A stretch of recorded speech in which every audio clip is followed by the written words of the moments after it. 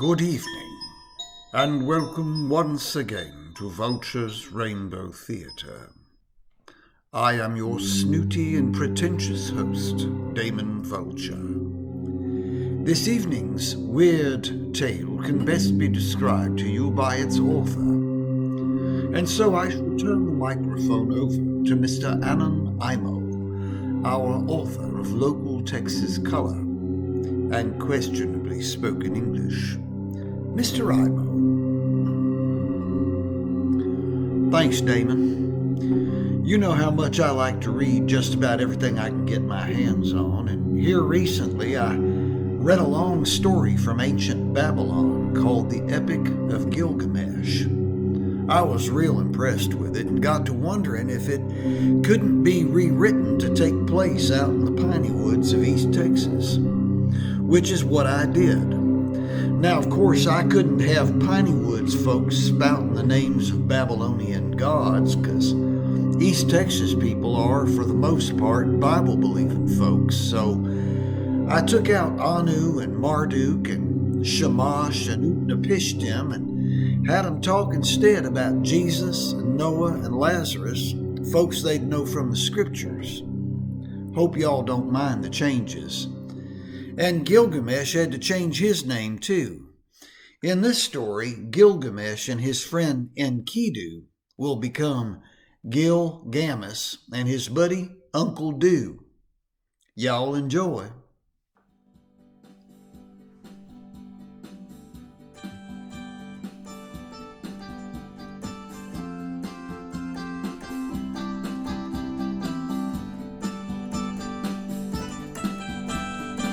The last time y'all was here, I told about my buddy Gil who met up with a walking fish back up on Lake Apache. Well, this here story is about another fella named Gil who owned the lumber yard out between Apache Mounds and Huff City. If you're from around here, you know the place I'm talking about. It's the lumber yard next to the Caddo feedlot and Apache Arena Rodeoplex. The one that flies that big-ass Confederate stars and bars flag up on a giant steel pole. You can't miss it from the highway. Now, this other Gil, unlike the first one, ain't dead or disappeared. He's alive, and as far as I know, still runs that lumber yard. His full name is Gil Gammis, and let me tell you, quite aside from the fact that he is as big and strong as a bear on steroids, he is the most devout Methodist you will ever meet.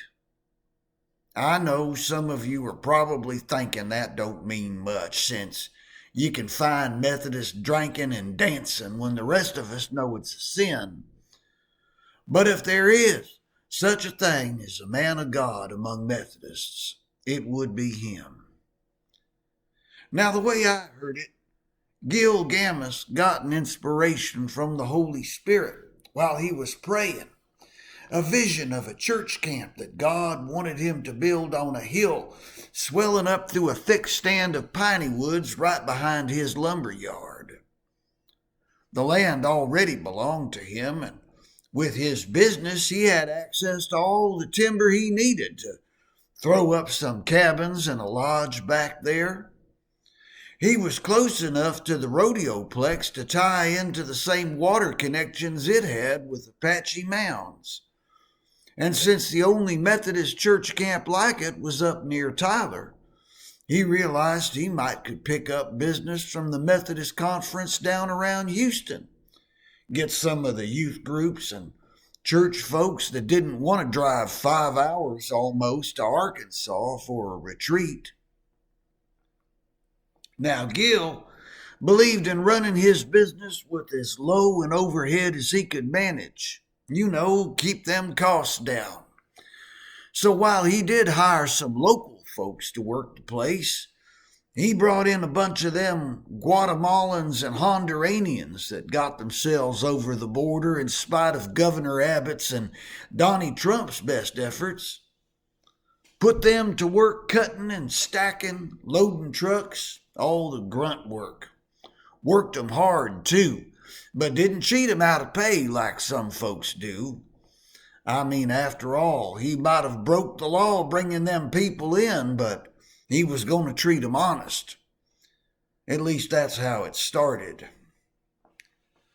Well, when Gil got this inspiration to build a Methodist church camp and started working out the costs, he realized that bringing in a construction company and contractors to do the work was going to cost him dear.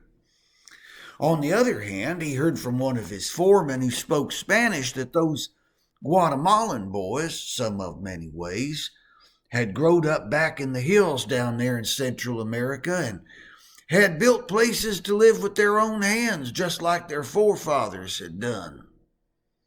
That gave him the idea that he could put some of those boys to work actually building the cabins after he had the land cleared with heavy machinery. He had blueprints drawn up, which cost him plenty at the outset, but then put his plan into motion and set those boys to work. Now, to be fair to Gil, he started out by telling these guys that he was offering them extra work for extra pay. It was to be voluntary, of course, but a lot of them fellas, finding themselves there deep in East Texas without any connections if their jobs fell through, they decided Gil's offer wasn't voluntary. The way most of them reasoned it out, if they wanted to stay in Gil's good graces and keep their day jobs, they better start working evenings too. Gil was fair as far as fair went. He did pay them what he promised for the work they did, but as his prayer vision of this church camp began to appear in concrete form, he got more and more excited and pushed them fellas to work even after nightfall, installing floodlights up there on that hill so they could keep going into the late hours. Now, one of these overworked Latinos was an older fella named Roberto Melendez. He'd been a civil engineer down in Honduras before he retired to buy him a farm up near a village called Las Crucetas. Between the drug cartels and the long drought that was putting farmers out of business, he lost his shirt and nearly his life. So here he was in East Texas trying to put a few lempiras together to send home to his family. Now, Roberto was just as devout a Christian as Gil was, and he organized a congregation out of some of the men who were there. Even got permission to hold Sunday services and Wednesday prayer meetings in the first cabin they'd erected out there on that hill. Gil was fine with it, and Roberto, known affectionately to his small flock as Don Roberto or Poppy, got Gil to order them some Bibles and hymnals in Spanish, which Gil was more than willing to do. So far, it all seemed pretty fair. But the hours got longer, and the men, feeling trapped into doing all that extra labor, they enjoyed the money, but not the strain and fatigue.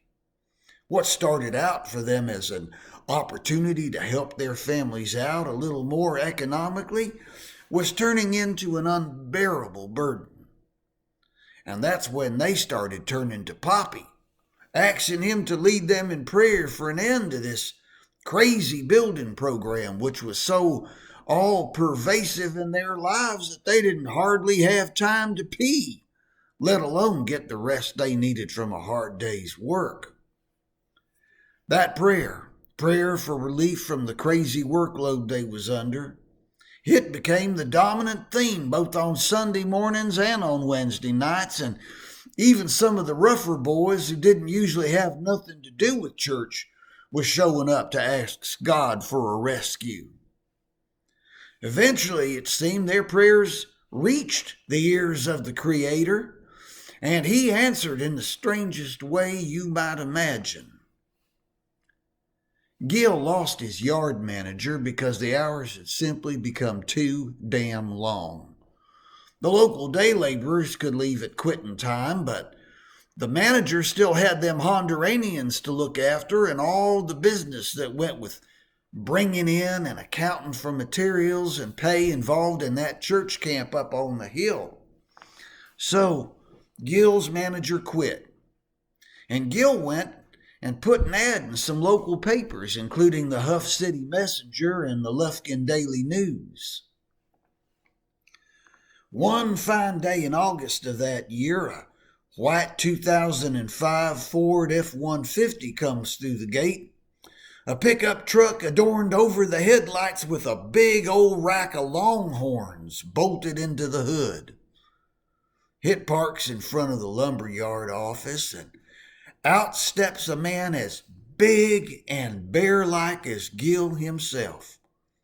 Fella's got a 2-foot-long beard and is dressed in a suit of faded hunting camouflage. On his head is a frayed burnt orange ball cap with the white University of Texas Longhorn head emblazoned on it. Gil sees him from the office and comes on out. Looks like two bears meeting to map out which sides of the river they're each gonna flip the salmon out of. The man says his name is Doofus McBride, but people call him Uncle Do. Gil looks doubtful, but they start talking about that management job, and it turns out Uncle Do knows his stuff. After about an hour of going over this and that, Uncle Do comes out of there with the job and asks us to go have a look at the facilities. They tour through the lumber yard with Uncle Do asking all the right questions and reassuring Gil with all the right answers when Gil asks him about various aspects of the business. Then Gil takes Doofus up the hill to see the church camp under construction. He describes the process to Uncle Do, how he's got men working after hours for extra pay on this thing, and how it seems to be progressing nice and quick. Now Uncle Do gets this doubtful look on his face as he sees the scope of the work these men are facing every day, but he holds his peace. New job. He don't want to start off on the wrong foot with a new boss. Well, the men took to Uncle Do right away. He knew the lumber business and he knew how to treat his employees. Even could speak Spanish respectably well, and he got to be on pretty good terms with Poppy after a week or two, which was a good thing because Poppy had his finger on the pulse of the men's feelings and thoughts in a way no white guy could have done. And Poppy tells him about the men praying for deliverance, for some kind of a break from this endless work with no rest and hardly time to eat, shit, and sleep. Finally, Uncle Do feels like he's heard enough, and he trudges down the hill to the office, reluctantly agreeing that something's got to be said to Gil Gammis about the injustice he's doing to these illegal immigrant boys. This happens one afternoon near sunset.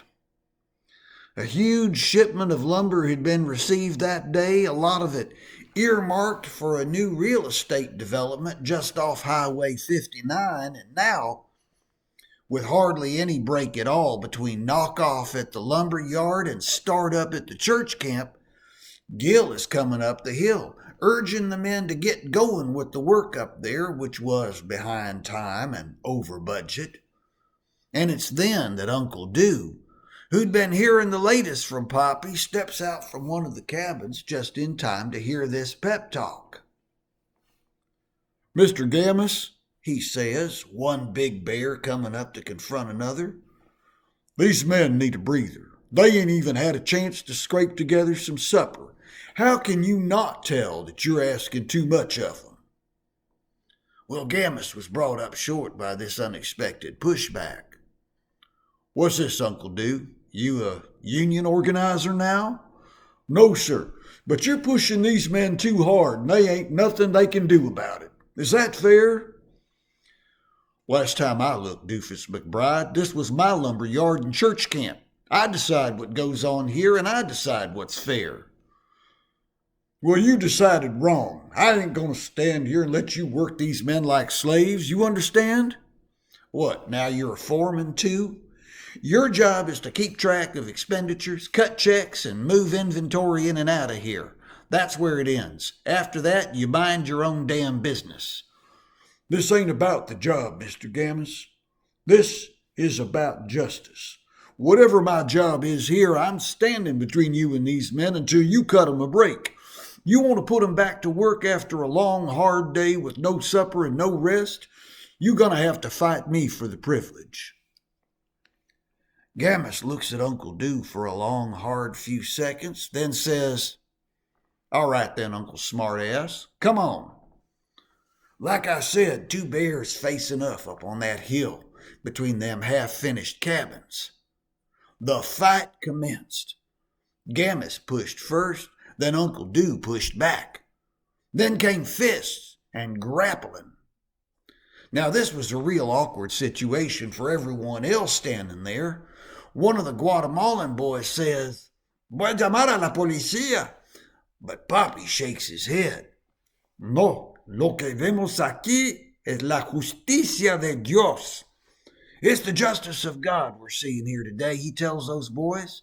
No one's going to call the police. They were all just going to watch the fight play out. First 15 minutes or so, the men just stand there looking awkward, barely able to keep their eyes on the fight as these two huge men light into each other. I mean, they're drawing blood, and one moment they're on their feet grappling each other like Davy Crockett and some engine. Next, they're rolling in the dirt, wrestling like schoolboys. The sweat they're working up, making the dust of the construction site stick to their faces and turn to mud on their clothing.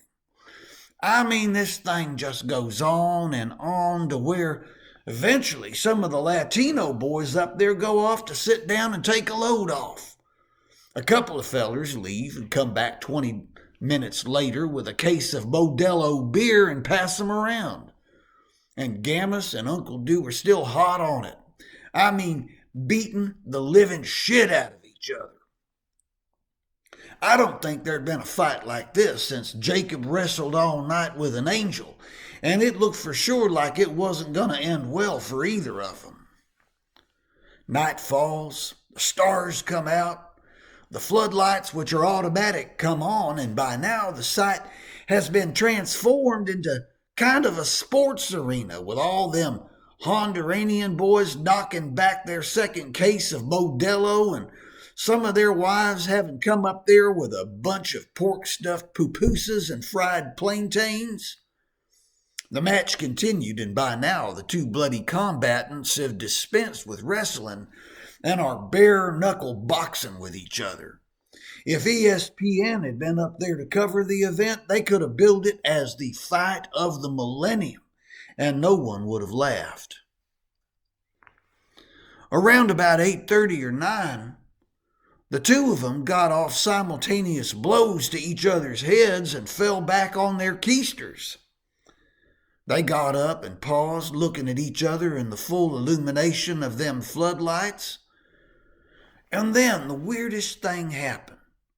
Uncle Dew wiped the blood and mud from his face, started to get his mad back on, but then you could see he was trying not to laugh. And Gil, it was the same for him. The two of them looked at each other, I guess seeing how ridiculous they looked, and just bust out laughing. It was the craziest thing. They pointed at each other and laughed some more, and their silliness just made everyone else start laughing too. And Gil goes over to Uncle Dew, puts an arm around his shoulder while they're both laughing, and then his face contorts. Everyone gets quiet. What now, they're wondering. And Mr. Gammis, he begins to cry. After a moment, he wipes his face with a shirt sleeve and turns to the crew that have been watching these proceedings with alarm and interest. You know, he finally says, God works in mysterious ways. The Lord's been trying to get through to me, but what do? I'm like Moses. He's doing the Lord's work, and the Lord tells Moses to strike the rock once for the miracle of water. But what does Moses do? He strikes it twice. He's trying to do right, but he disobeys God. And God tells Moses, "No promised land for you, buddy. You'll watch while others go in." This church camp is a big deal to me, and I want it to be my legacy. But Uncle Dew's right. You can't serve God by serving out injustice to folks. I confess my sin. I have done wrong. I admit it. If God wants this place finished, he'll show me a way. But I ain't going to work you boys like this no more. I repent and ask your forgiveness. Poppy's translating this speech for Gil Gammis, and the men take off their hats out of respect. Then Poppy leads a prayer, and everyone is dismissed. But before they go, each of the men out there on that site come to shake the hands of both men before they head home.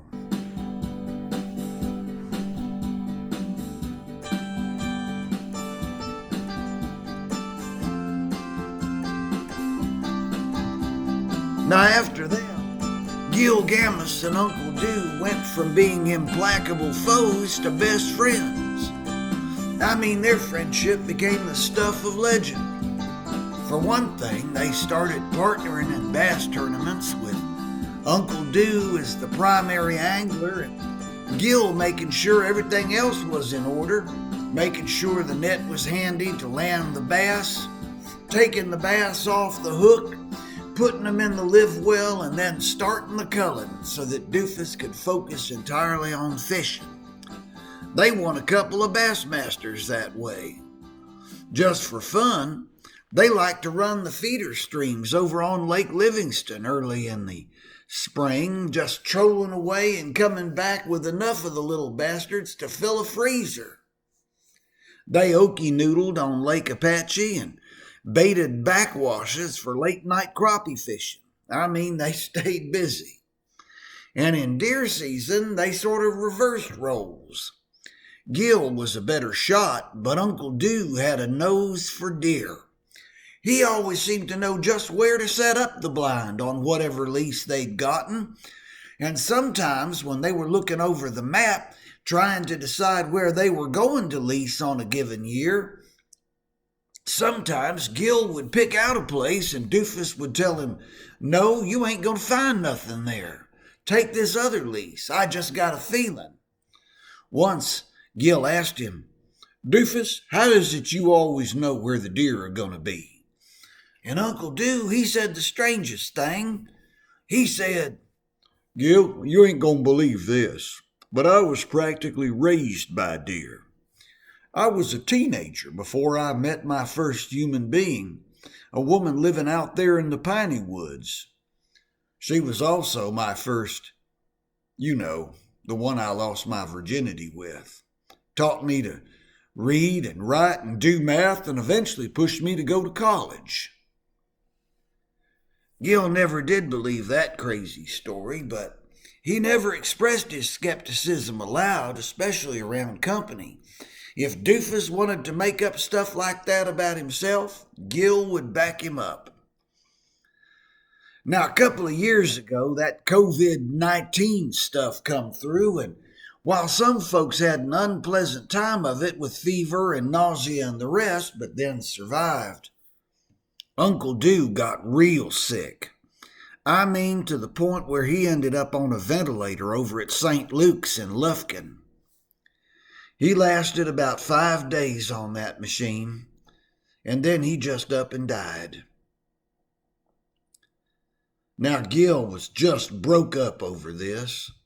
I mean, he was so broke up that he stopped coming to work and overseeing operations at his own lumber yard.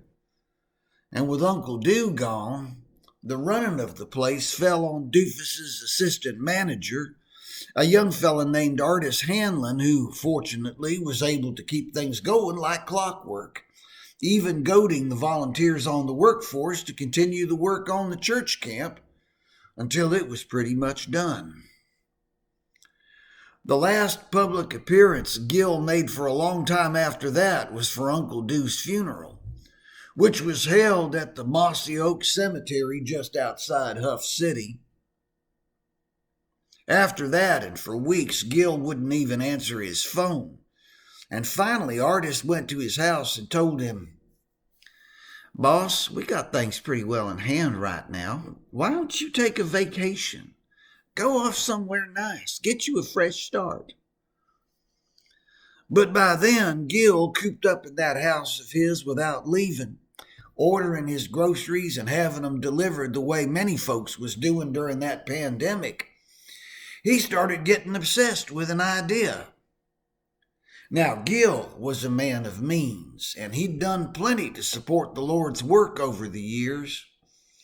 When Apache Mounds Methodist Church, his place of worship, got really behind on its apportionments, he would pay the balance, and he also laid down a chunk of change to help that congregation pay off the Family Life Center they'd built a few years before. Then, of course, there was the church camp. So anyway, Gil figured maybe he'd run up enough favor with the Almighty to ask him for something special. He got the idea from reading in the Gospel of John, where Jesus went to the tomb of Lazarus and raised him up from the dead. Do you suppose, he thought, that if God would do something like that for Lazarus' sister, raising their brother from the dead, he might also do it for a devout Christian man who'd gone out of his way to show his devotion to God and his kingdom? He started praying about it and convinced himself not only that it could be done, but that it would be done. "Ask and ye shall receive," he said to himself. "Knock and the door shall be opened," he whispered under his breath. And it was this strange hope of Gil's, that Uncle Dew could be resurrected from the dead, that finally got Gil Gammis out of his house and back into the world. He returned to his office at the lumber yard with new hope and trudged up the hill to admire the work that Artis and his own illegals had accomplished in finishing out that camp and making it ready for any Methodists or even Baptists who might want to make use of it. He visited with a few pastors he knew, even the Methodist district superintendent in the East District, to find out what they might have to say about his quest to get God to raise his buddy Doofus from the dead. The DS told him the same thing all the other pastors did. She said, "Gil, God's not going to grant you that prayer. When God calls a man home, he stays. Uncle Dew's in heaven now. He's in a better place, and you need to leave him there." But Gil would not be naysayed. After his conference with the district superintendent, he found a Mexican restaurant with a bar and ordered 3 whiskey sours in quick succession. When he asked for a fourth, the bartender asked him if he was from around there and if he was driving.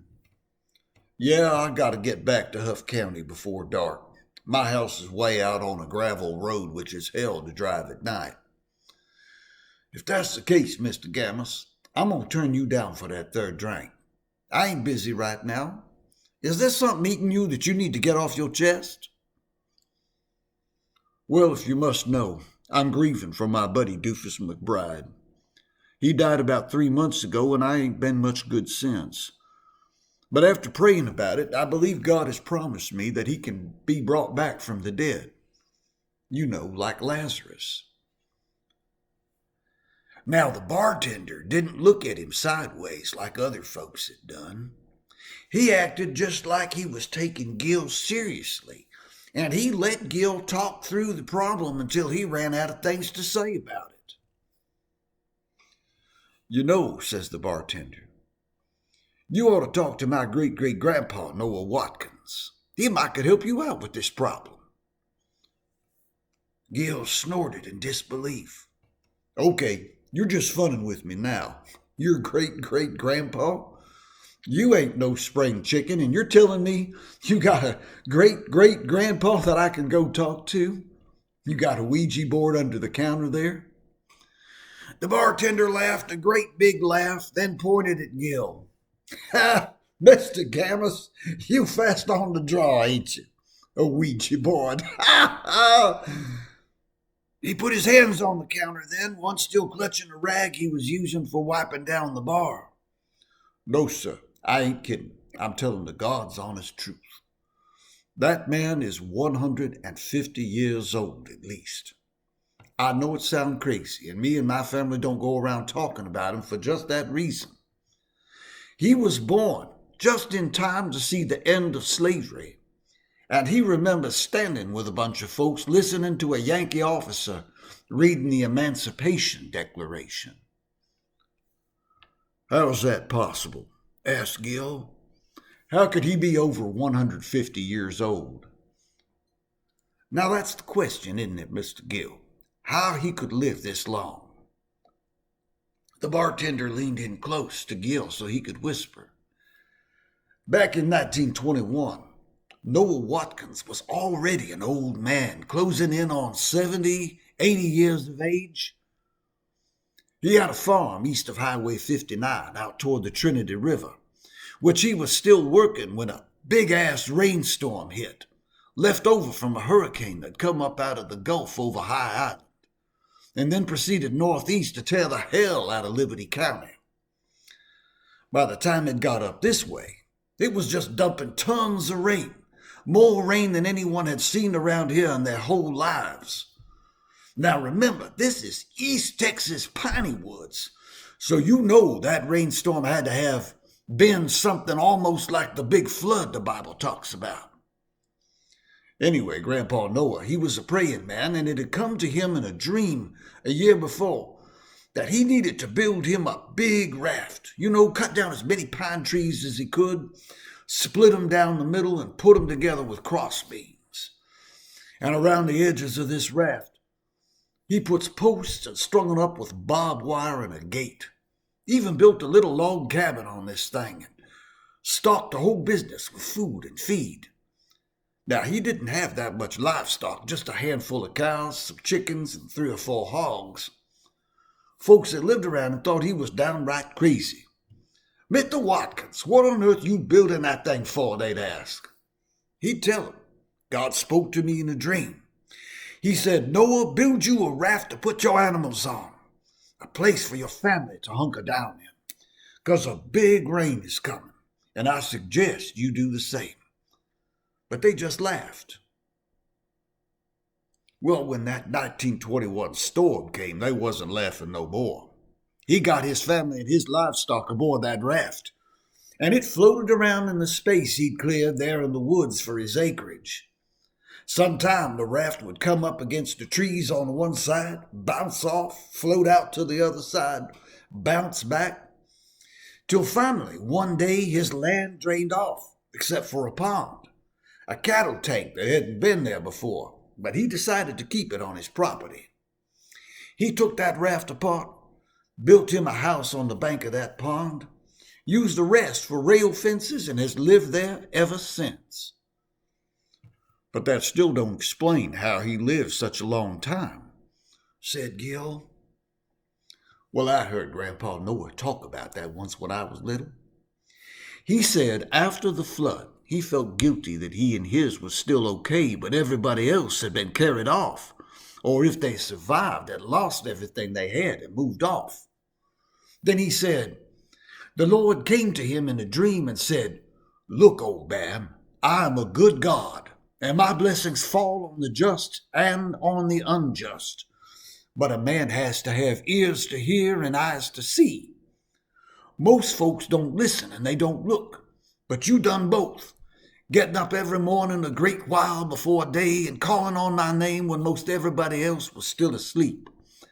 I told everyone around there to build a raft. You was the only one who listened. And because you are my faithful servant, attending to my voice and obeying my commands, behold, I give to thee a gift, a sign that my blessing is on you and your house forever. Take your John boat out on that cattle tank, and when you reach to the middle, dive down to the bottom and bring up what you find. Now, when Noah woke up, he went right away and did what he was told. Dived off that boat into the water and swam to the bottom of that cattle pond. It wasn't that deep, and the sunlight showed him a great big water plant growing down there in the mud. He knew he was supposed to bring it up, so he pulled, and the plant came up, but the roots stayed, and he threw the thing in the boat and paddled ashore. Turned out that when it was boiled and the water poured off to leach out the poison, that it was a kind of medicine. Gil looked at the bartender, waiting for him to continue. What kind of medicine are we talking about here? It was the kind of medicine that makes an old man young. When he drank off the pot liquor made out of that plant, he went from being 70 to being 20 all over again. And because the roots stayed out there, he kept going back and getting more. And he loved living out there on that farm in his beautiful piney woods so much, he decided to put off going to heaven, even when his children moved off and his wife passed on. Mr. Gil, he's been 20 for a long damn time now, and he's going to go on being 20 for as long as it pleases him, or for as long as it pleases God anyway. That's the craziest story I ever heard, said Gil. But coming from you, somehow or other, it has the ring of truth about it. So this magic plant, when it's cooked, it makes some kind of elixir of youth, is that it? I wonder if it might be powerful enough to do the next big thing. I mean, if it could keep a man alive and young for over a century, do you think it could be used to bring a man back to life after he's dead? Well, Mr. Gammis, I'm just going to repeat to you what my mama used to say to me when I was a kid, and when it's something I knew I might not get. It don't hurt to ask. And when you asked for something you knew you might not get, what was your mama's answer? No, Mr. Gil. Her answer was no.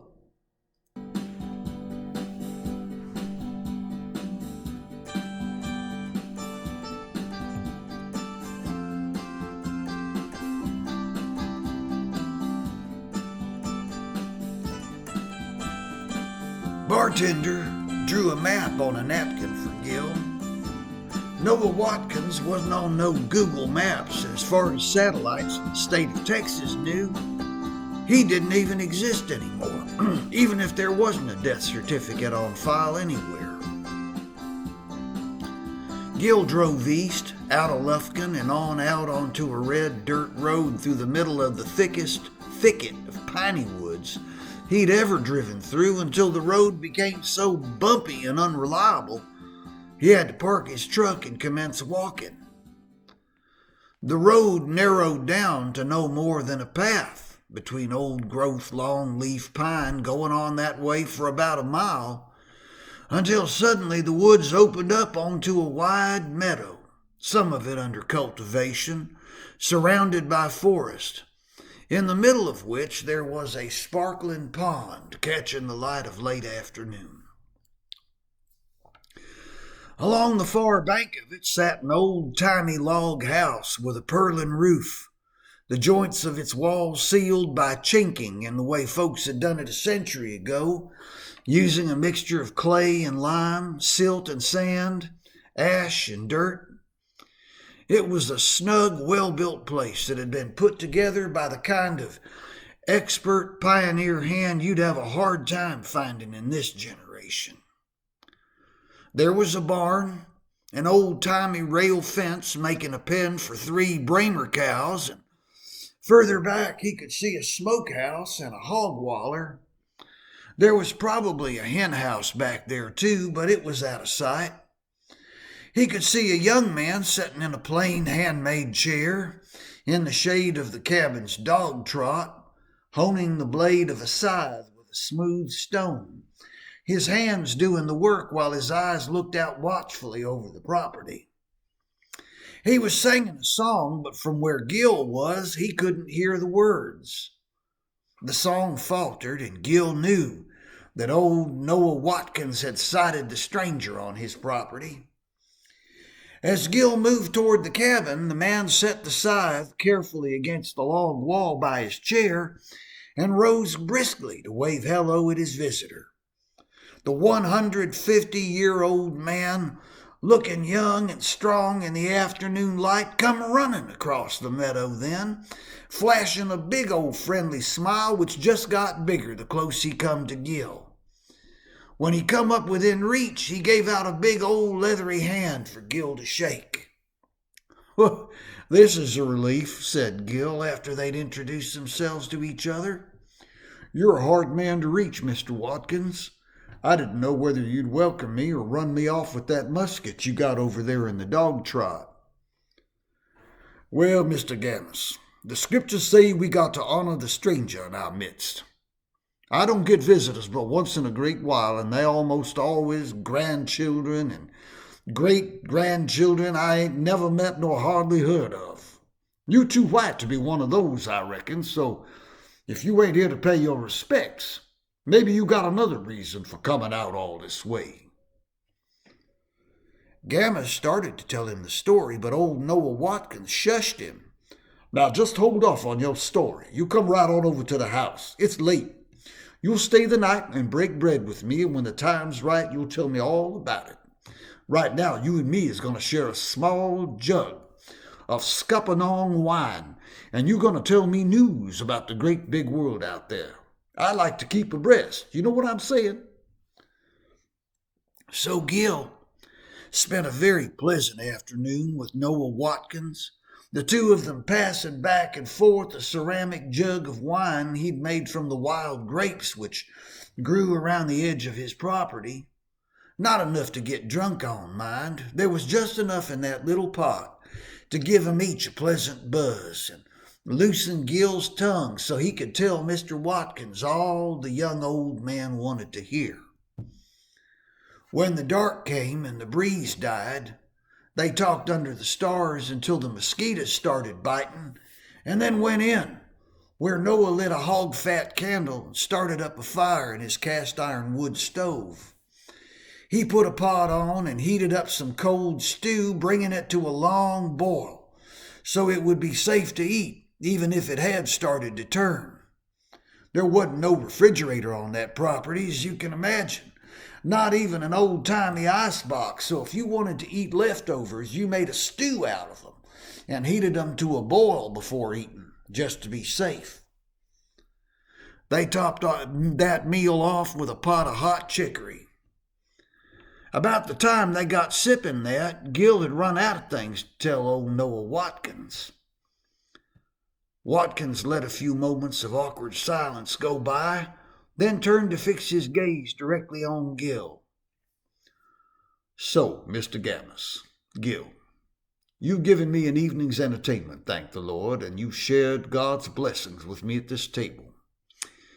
How about you tell me now why you here, 'cause I know you didn't come out all this way just to brighten old Noah Watkins' evening hours." And Gil told him about the breaking of his heart, about the loss of his friend Doofus McBride, old Uncle Doo, all about the loneliness and pain of being parted so suddenly from the dearest friend of his life. He told Noah Watkins about the adventures the two of them had had together, the fishing and hunting trips they'd taken, even about the big giant fight that had nearly ended that friendship right at its beginning, but then had sealed it in a way nothing else could have done. And old Noah, he laughed and shook his head and smiled and cried with Gil, listening intently to every word without a single interruption. And around the two of them as Gil talked, out around the outside of that cabin, the sounds of the night arose, the crickets in their thousands, sending up their waves of high-pitched fiddle notes to the stars. The frogs, some of them chirping like birds, and others coming out with those low, long, drawn-out notes that sound almost like distant human screams out there in the dark. The racket of armadillos and their numbers dragging around in the duff out there in the woods, digging through the heaps of fallen leaves and wood chips and dirty rotten branches, nuzzling around in the moist forest floor for bugs and ants. If I could only get my friend Uncle Dew back. If only God would grant me what he granted the sisters of Lazarus, that he come back from the dead and live with them again. I know it's a big ask, Mr. Watkins, Noah. I know it's a lot, but I believe God is good and will answer a believer's prayer. Maybe he'll answer mine. I just want my old buddy back, and I'll do just about anything to make it happen. Well, Mr. Gill, you know, I believe a man should always try to be generous, the way God is generous to us. And I'm always happy to share my blessings with whoever come along. But you're right, this one is a big ask. I have an idea of something that might work, something I've been blessed with myself, but I don't know.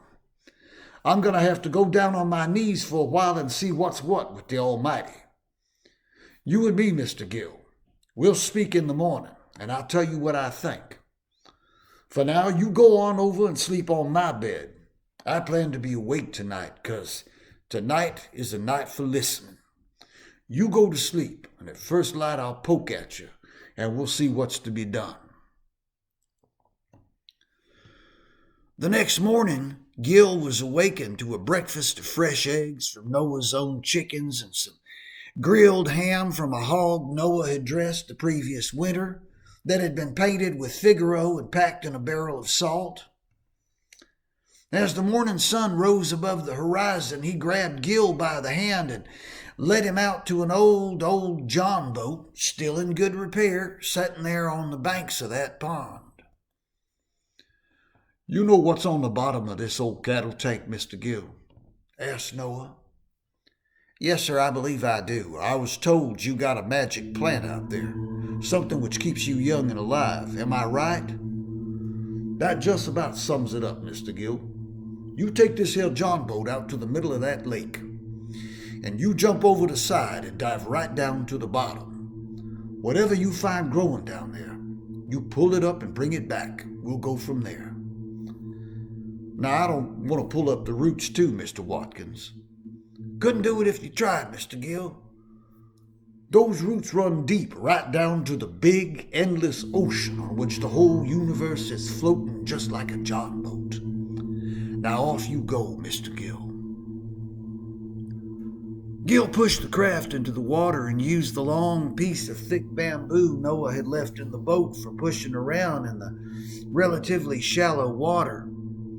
Even where Gil was supposed to dive, the water wasn't more than 4.5 or 5 feet deep. When Gil got to the middle, his eye fell on the heavy stone and rope down in the boat bottom, which would serve as the anchor in its chain. He tossed the stone over the side, fixing the boat in its place. Once the boat was secure, he lowered himself over the side and swam down into the shallow depths, the golden light of morning shining slantways through the water and giving him a good but blurry view of the muddy floor of that pond. And there it was, some kind of big, underwater aquatic plant with broad leaves about the size of an Indian hawthorn bush. He got a hold of it and pulled, but it wouldn't come loose. He come up for air then, took a few gulps and went to the bottom again. Grabbing the plant, he braced his bare feet in the soft mud and pulled. The plant came loose and he swum up to the John boat where he threw it in and then hauled himself back up over the side. The boat nearly tipped over. When he got back to shore, the two men set to work. Mr. Gill, said Noah, after praying, I believe God wants me to share this blessing with you.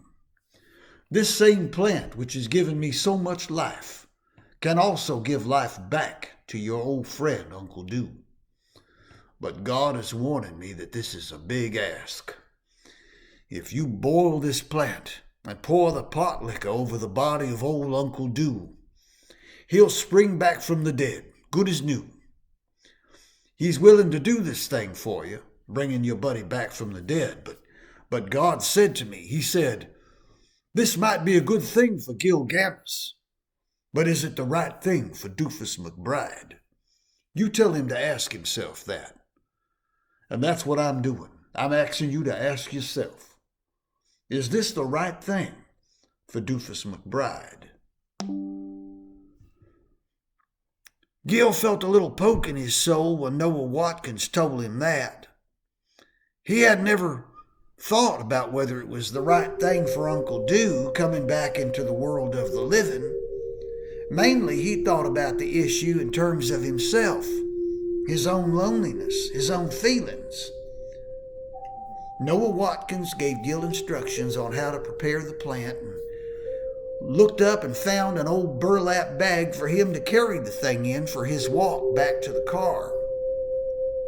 And Gil, after thanking the young old man over and over again about 150 times, finally turned away from the old homestead and made his way back through the woods on that trail he'd come in on. It was a beautiful, fine morning for walking, not too hot nor too cold. Because it was still spring, you could see patches of white plum blossom back in the deeps of the piney woods, and then when that trail opened back up into the bumpy old red dirt road, there was all those wildflowers growing there along the sides. Indian hat and Indian paintbrush and coneflower, buttercups and bluebonnets, plantains and bull thistles with big white blossoms on them, and waving stands of tall redtop and toadflax, and a warm breeze sweeping along through the gap the road made in the woods. And up above the trees, Gil could see a blue sky into which rose great big towers of white clouds coming inland from off the Gulf of Mexico. Cardinals sang back in the thicket, and mockingbirds took what the redbirds sang and put it together with their own renditions of robin calls and blue jay chanks. Black vultures circled high in the blue air, climbing and slowly swooping down on the invisible chimneys of air that rose and fell in swirls as they heated and cooled under the spring sun. And all that spring beauty made Gil think of Easter and resurrection and then heaven.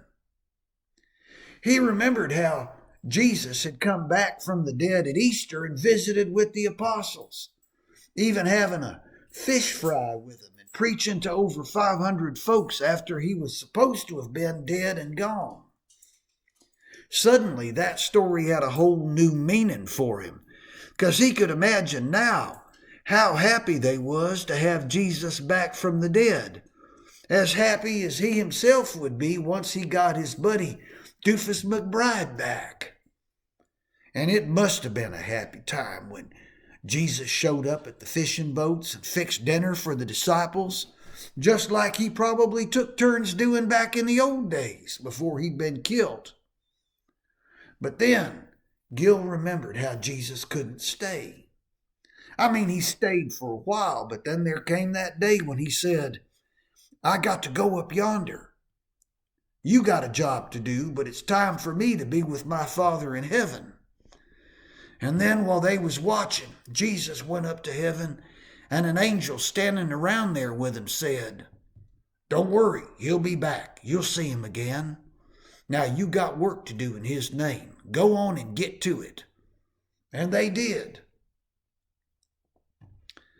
Gil didn't know how long Lazarus hung around after Jesus brought him back, but he had to wonder, did Lazarus get to see heaven before he was called back down? Probably he had. Was it hard for Lazarus to go back to his hard scrabble life in Palestine after seeing the pleasures and beauties of heaven?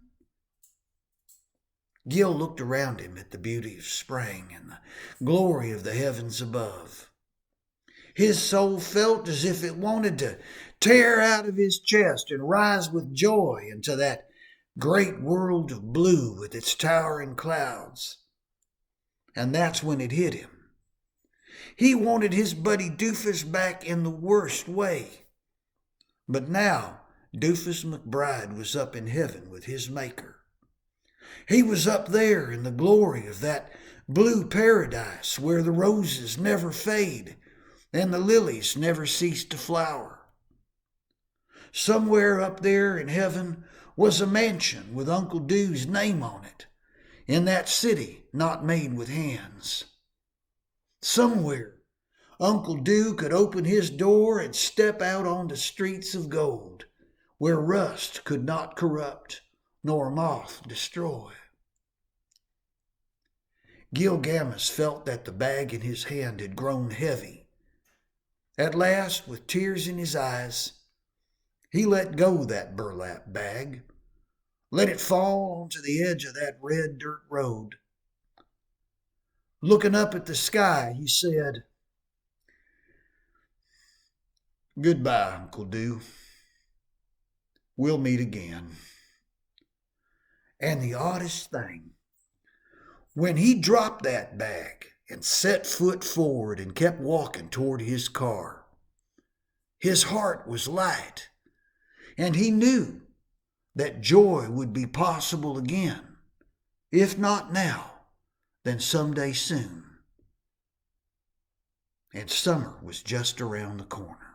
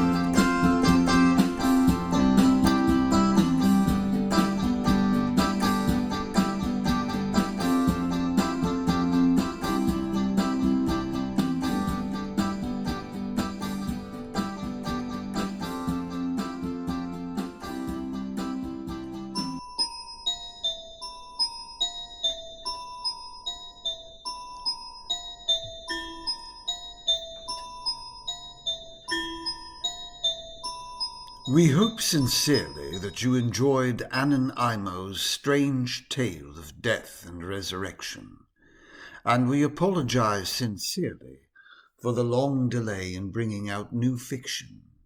We intend for the pace to pick up in the coming weeks. And now, for Vulture's Rainbow, your mobile home of dark art, we wish you a good night and dark dreams.